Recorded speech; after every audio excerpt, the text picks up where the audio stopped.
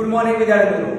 હવે આજે આપણે ચેપ્ટર નંબર 4 એટલે કે રાસાયણિક ગતિકીનો અભ્યાસ કરવા જઈ રહ્યા છે અને આ ચેપ્ટર જે છે રાસાયણિક ગતિકી ખૂબ જ અગત્યનું ચેપ્ટર છે અને એની આપણે શરૂઆત કરીશું એક ઇન્ટ્રોડક્શન થી એટલે કે પ્રસ્તાવનાથી, જેમાં પહેલો ટોપિક છે કે રાસાયણિક પ્રક્રિયાનો વેગ।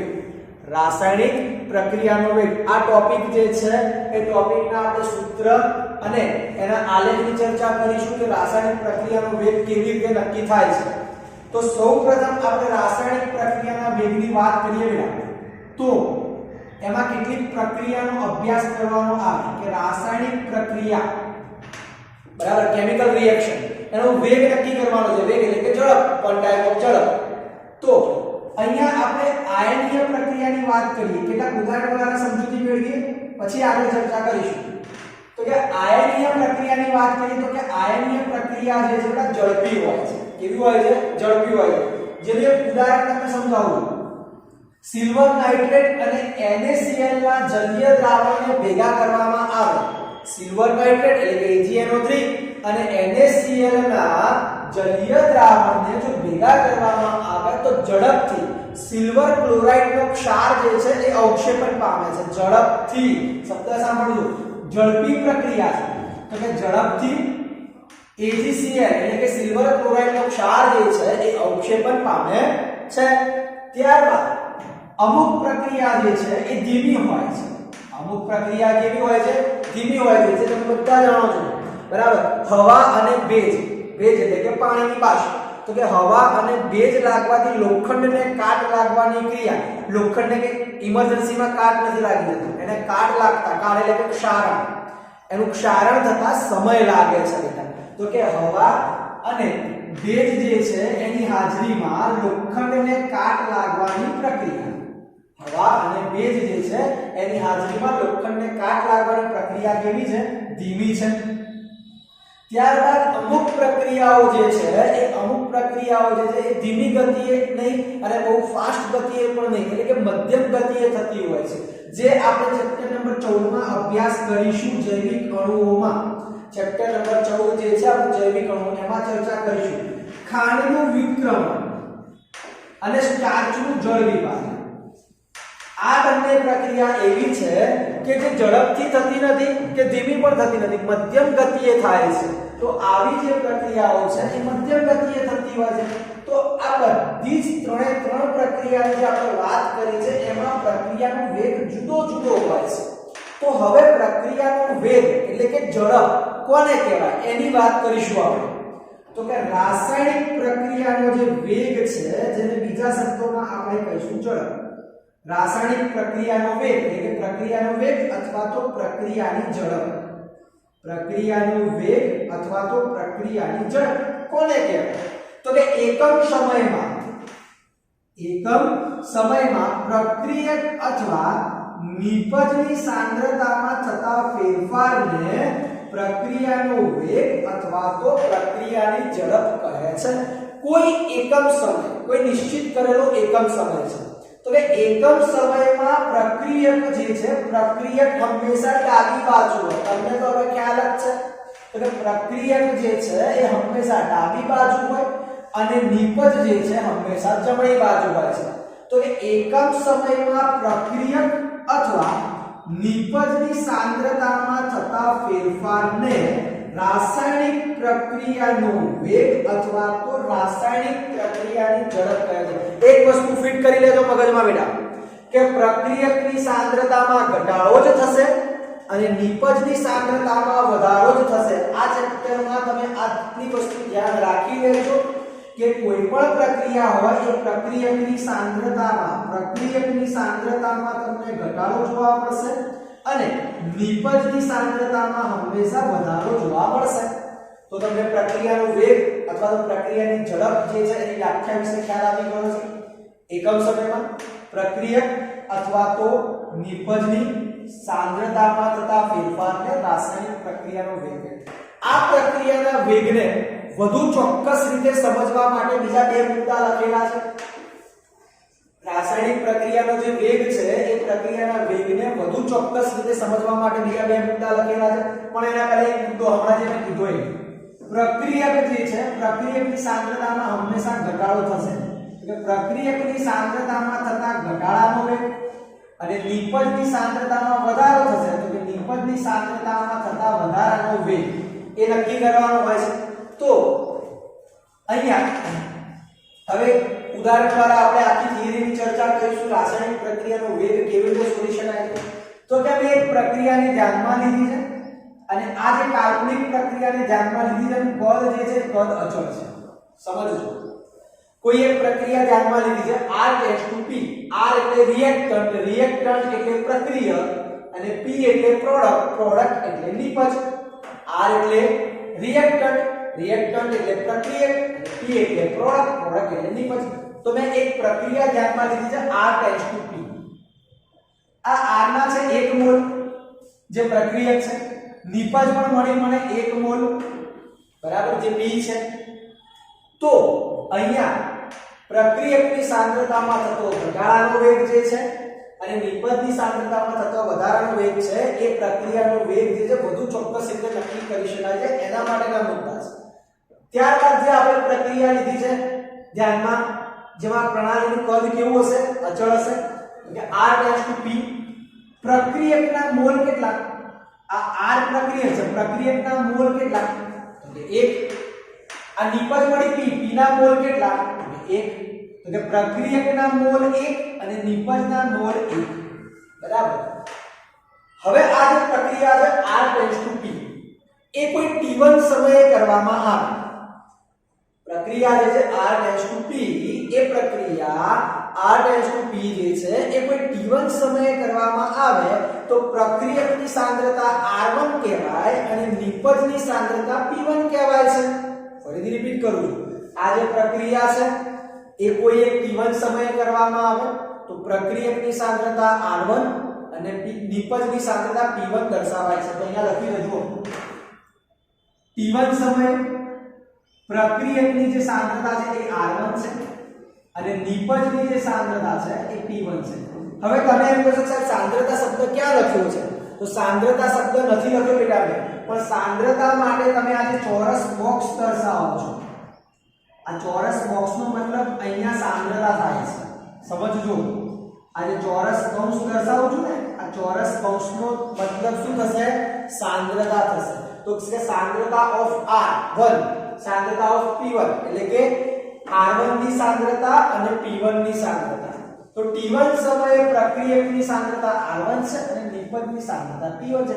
આવી જ રીતે જો t2 સમયે પ્રક્રિયકની સાંદ્રતા r2 હોય t2 સમયે પ્રક્રિયકની સાંદ્રતા r2 અને નિપજની સાંદ્રતા કેવી હોય છે p2 હોય છે નિપજની સાંદ્રતા કેવી હોય છે બેટા p2 હોય છે હવે અહીંયા કીધું એ પ્રમાણે પ્રક્રિયકની સાંદ્રતામાં ઘટાડાનો વેગ અને નિપજની સાંદ્રતામાં થતો વધારાનો વેગ એટલે અહીંયા જે t1 અને t2 સમય લીધો છે બંનેનો ડિફરન્સ લઈએ ડેલ્ટા ડેલ્ટા એટલે ફેરફાર દર્શાવે છે બેટા ડેલ્ટા એટલે શું દર્શાવે છે ફેરફાર દર્શાવે છે તો અહીંયા ડેલ્ટા દર્શાવેલો છે આ ડેલ્ટા લઉં એટલે ડેલ્ટા t કહેવાય ડેલ્ટા શું કહેવાય ડેલ્ટા t શું દર્શાવે છે વધુ સમયમાંથી ઓછા સમયને બાદ કરવાનો એટલે ડેલ્ટા t મળે આપણને તો વધુ સમય કયો એટલે t2 ઓછો સમય કયો એટલે t1 તો t2 t1 જે છે આ t2 t1 ને ડેલ્ટા t વડે દર્શાવવામાં આવે છે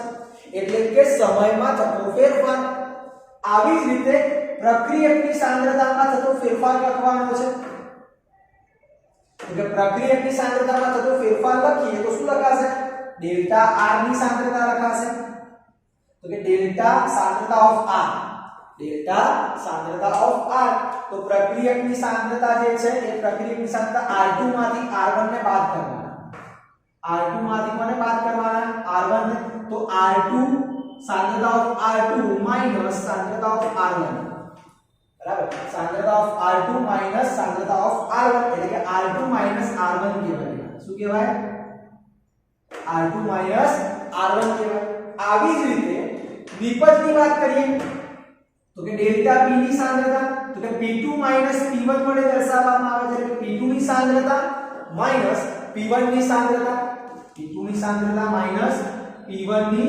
સાંદ્રતા તો અહીંયા તમને ડેલ્ટા t મળી ગયો ડેલ્ટા આર મળી ગયો અને ડેલ્ટા પી મળી ગયો.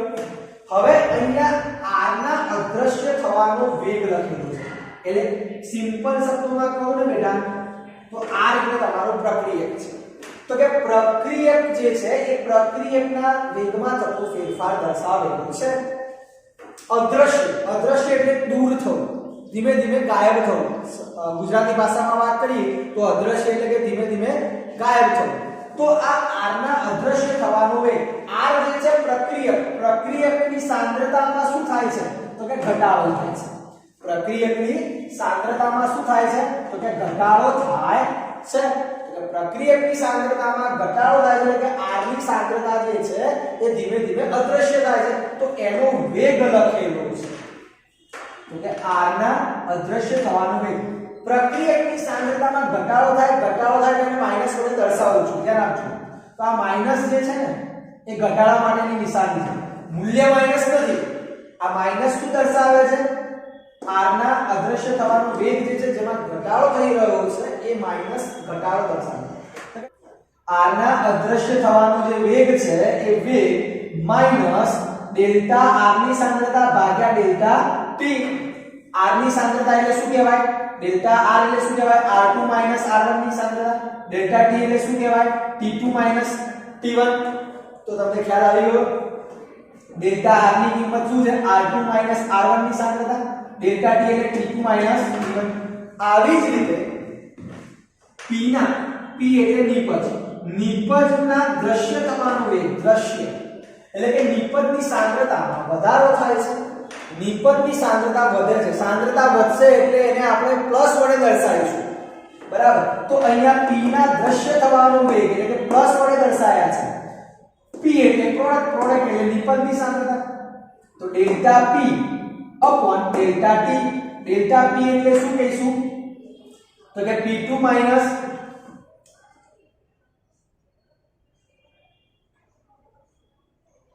ની સાંદ્રતા માઈનસ p1 ની સાંદ્રતા upon p2 t1. આવી જ રીતે અહીંયા પ્રક્રિયક માટે લખ્યું હોય તો માઈનસ r2 ની સાંદ્રતા માઈનસ r1 ની સાંદ્રતા upon p2 t1. તો આ રીતે r ના અદ્રશ્ય થવાનો વેગ જે છે અને p ના દ્રશ્ય થવાનો જે વેગ છે એ અહીંયા દર્શાવેલો છે. તો અહીંયા સુધી તમને ખ્યાલ આવી ગયો હશે.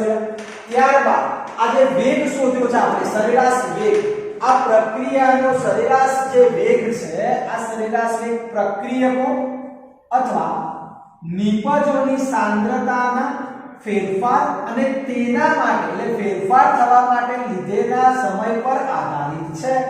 તો કે સરેરાશ વેગ જે છે આ સરેરાશ વેગ કોની પર આધાર રાખે છે બેટા? તો કે પ્રક્રિયકો અને નિપજો જે છે એ નિપજોની સાંદ્રતામાં થતો ફેરફાર અથવા તેના માટે લીધેલા સમય પર આધાર રાખે છે.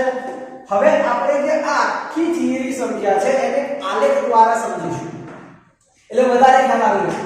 પ્રક્રિયકની સાંદ્રતામાં શું થયું કે ઘટાડો.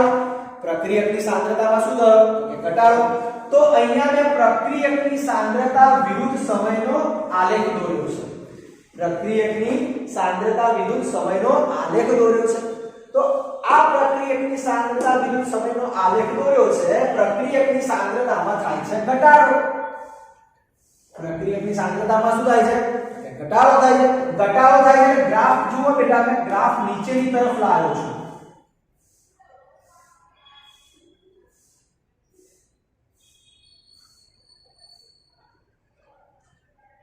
આ જે ગ્રાફ છે આ ગ્રાફ નીચેની તરફ લાવ્યો છું બેટા. તો સાંદ્રતામાં ઘટાડો દર્શાવી દીધો. હવે R1 સાંદ્રતાએ આ R1 સાંદ્રતા જે કયા સમયે છે તો કે T1 સમયે. તો જુઓ આ R1 સાંદ્રતા જે છે એ T1 સમયે અહીંયા દર્શાવેલી છે. બરાબર. R2 સાંદ્રતા જે છે આ R1 સાંદ્રતા દર્શાવી છે T1 સમયે, આ R2 સાંદ્રતા દર્શાવી છે T2 સમયે. બરાબર. તો આ T2 સમયે જે છે R2 સાંદ્રતા અહીંયા દર્શાવેલી છે. તો ડેલ્ટા T શું છે તમારા માટે? T2 T1. તો આ T2 T1 એટલે આ જે બોક્સ દેખાય છે તમને ડેલ્ટા T છે. એવી જ રીતે આ જે બોક્સ છે R2 R1 કહેવાય.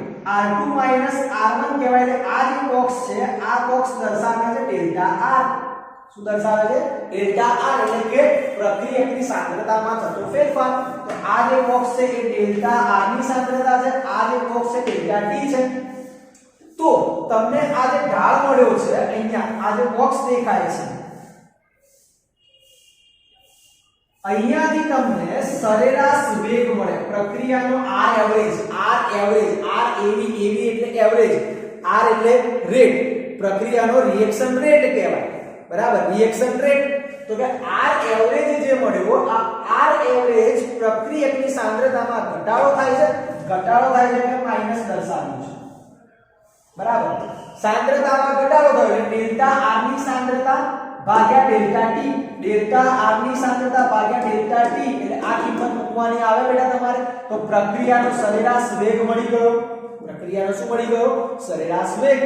આવી જ રીતે આનું વિકલન લઈ લઈએ એટલે dr/dt કરી નાખવાનું. dr શું કરી નાખવાનું? dt. તો dr/dt કરો તો આ ઇન્સ્ટન્ટ એટલે ત્વરિત વેગ મળે. પ્રક્રિયાનો શું મળે બેટા? ત્વરિત વેગ મળે. પ્રક્રિયાનો શું મળે છે? ત્વરિત વેગ મળે છે. એટલે r ઇન્સ્ટન્ટ લઈ લો એટલે કે dr/dt કરી નાખો તો dr/dt કરો તો r ઇન્સ્ટન્ટ એટલે કે પ્રક્રિયાનો ત્વરિત વેગ મળે. માઈનસ તો નિશાની રહેવાની જ છે. તો આ જે r ઇન્સ્ટન્ટ મળ્યો આ ત્વરિત વેગ શું દર્શાવે છે? તો માઈનસ ઢાળ દર્શાવે છે. શું દર્શાવે છે? ઢાળ. તો અહીંયા પ્રક્રિયાનો ઢાળ મળશે. ખ્યાલ આવે કે નહીં? તો આ જે છે પ્રક્રિયકની સાંદ્રતા વિરુદ્ધ સમયના આલેખની ચર્ચા થઈ. આવી જ રીતે નિપજની સાંદ્રતા અને સમયના આલેખની ચર્ચા કરીશું. તો નિપજની સાંદ્રતા વિરુદ્ધ સમયનો આલેખ છે પ્રક્રિયકની સાંદ્રતામાં થાય છે વધારો. તો આપણે વધારો દર્શાવીશું એટલે હું ગ્રાફને ઉપર તરફ લઈ જઈશ. એટલે જુઓ આ ગ્રાફને ઉપર તરફ લઈ જાઉં છું. T1 સમયે સાંદ્રતા જે છે P1 છે. આ T1 સમયે સાંદ્રતા P1, T2 સમયે સાંદ્રતા P2 છે. તો આ જે વસ્તુ દર્શાવી છે કે T1 સમયે સાંદ્રતા P1 છે પ્રક્રિયકની, આ T2 સમયે સાંદ્રતા P2 છે. તો આ જે ગેપ દેખાય છે T2 T1 એ તમારો ડેલ્ટા T થયો. આ જે ગેપ છે P2 P1 એ તમારો ડેલ્ટા P કહેવાય. એ તમારો શું કહેવાય? ડેલ્ટા P કહેવાય. તો અહીંયા જે આ બોક્સ દેખાય છે આ બોક્સ દર્શાવે છે સરેરાશ વેગ અને સરેરાશ વેગ અહીંયા જે છે ડેલ્ટા P ડેલ્ટા T કહેવાય. સરેરાશ વેગ શું કહેવાય? Delta P delta T plus શું દર્શાવે છે? પ્રક્રિયાને વેગમાં થતો વધારો. આવી જ રીતે અહીંયા તમે જોશો તો આ જે ઢાળ દેખાઈ રહ્યો છે બરાબર આ દર્શાવે છે r ઇન્સ્ટન્ટ. r ઇન્સ્ટન્ટ એટલે પ્રક્રિયાનો ત્વરિત વેગ. તો કે પ્લસ dp dt કહેવાય. શું કહેવાય? પ્લસ dp dt જે ઢાળનું મૂલ્ય દર્શાવે છે. શેનું મૂલ્ય દર્શાવે છે? ઢાળનું મૂલ્ય દર્શાવે છે. તો આ થયો પ્રક્રિયકની સાંદ્રતા વિરુદ્ધ સમયનો આલેખ, આ થયો નિપજની સાંદ્રતા વિરુદ્ધ સમયનો આલેખ અને પ્રક્રિયાના વેગનો એકમ જે છે સાંદ્રતા પ્રતિ સમય છે. એટલે કે સાંદ્રતા સમય ઇન્વર્સ છે. સાંદ્રતા જે છે એ સાંદ્રતા શું કહેવાય? એટલે મોલ પ્રતિ લિટર કહેવાય. સાંદ્રતા જે છે આ સાંદ્રતા શું કહેવાય? મોલ પ્રતિ લિટર. તો મોલ પ્રતિ લિટર તો સમયનો એકમ થાય second inverse.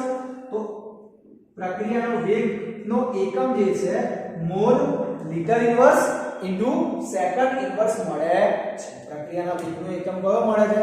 Mall litre inverse into second inverse મળે છે. તો અહીંયા આપણો રાસાયણિક પ્રક્રિયાનો જે વેગ છે એ થિયરી પૂર્ણ થઈ. ધ્યાન આપજો. રાસાયણિક પ્રક્રિયાનો વેગ જે છે અમુક પ્રક્રિયા ઝડપી હોય છે જેમ કે AgNO3 અને NaCl ને પ્રક્રિયા મિશ્ર કરવામાં આવે તો ઝડપથી અવક્ષેપણ પામે છે AgCl. અમુક પ્રક્રિયા ખૂબ જ ધીમી હોય છે જેમ કે લોખંડને કાટ લાગવો. અમુક પ્રક્રિયા મધ્યમ ગતિએ થતી હોય છે ખાંડનું વિક્રમણ અને સ્ટાર્ચનું જળવિભાજન. પ્રક્રિયાનો વેગ અથવા તો પ્રક્રિયાની જે ઝડપ છે એકમ સમયમાં પ્રક્રિયક અથવા તો નિપજની સાંદ્રતામાં થતો ફેરફાર. બરાબર, જેને પ્રક્રિયાનો વેગ કહેવાય. વધુ ચોક્કસ રીતે સમજવા માટે પ્રક્રિયકની સાંદ્રતામાં થતો ઘટાડાનો વેગ અને નિપજની સાંદ્રતામાં થતો વધારાનો વેગ, એટલે કે પ્રક્રિયકની સાંદ્રતામાં ઘટાડો થાય છે અને નિપજની સાંદ્રતામાં વધારો થાય છે. આના માટે કાલ્પનિક પ્રક્રિયાને ધ્યાનમાં લીધી છે. પ્રણાલીનું કદ અચળ છે, r → p. પ્રક્રિયકનો મોલ જે છે r છે 1 મોલ, નિપજનો મોલ 1 છે, p છે. t1 સમયે પ્રક્રિયકની સાંદ્રતા r1 અને નિપજની સાંદ્રતા p1 છે. t2 સમયે પ્રક્રિયકની સાંદ્રતા r2 અને નિપજની સાંદ્રતા p2 છે. તફાવત લઈ લઉં છું ડેલ્ટા t એટલે t2 - t1, ડેલ્ટા r ની સાંદ્રતા એટલે કે r2 ની સાંદ્રતા માઈનસ r1 ની સાંદ્રતા, ડેલ્ટા p ની સાંદ્રતા p2 ની સાંદ્રતા માઈનસ p1 ની સાંદ્રતા. r ના અદૃશ્ય થવાનો વેગ એટલે કે r નો જે છે r પ્રક્રિયકનો વેગ, પ્રક્રિયકનો જે વેગ છે એની સાંદ્રતામાં ઘટાડો થાય છે માઈનસ ડેલ્ટા r ની સાંદ્રતા ભાગ્યા ડેલ્ટા t. ડેલ્ટા r ની કિંમત મૂકી દીધી, ડેલ્ટા t ની કિંમત મૂકી દીધી. એવી રીતે p ના અદૃશ્ય થવાનો વેગ છે પ્લસ ડેલ્ટા p ની સાંદ્રતા ભાગ્યા ડેલ્ટા t. સરેરાશ વેગ છે પ્રક્રિયક અથવા તો નિપજોની સાંદ્રતામાં થતો ફેરફાર અને તેના માટેના લીધેલા સમય પર આધારિત છે. ત્યારબાદ પ્રક્રિયકની સાંદ્રતા વિરુદ્ધ સમયનો આલેખ, નિપજની સાંદ્રતા વિરુદ્ધ સમયના આલેખની ચર્ચા કરી છે અને વેગનો જે એકમ છે mall * litre inverse * second inverse છે. તો અહીંયા આપણો ટોપિક પૂર્ણ થયો.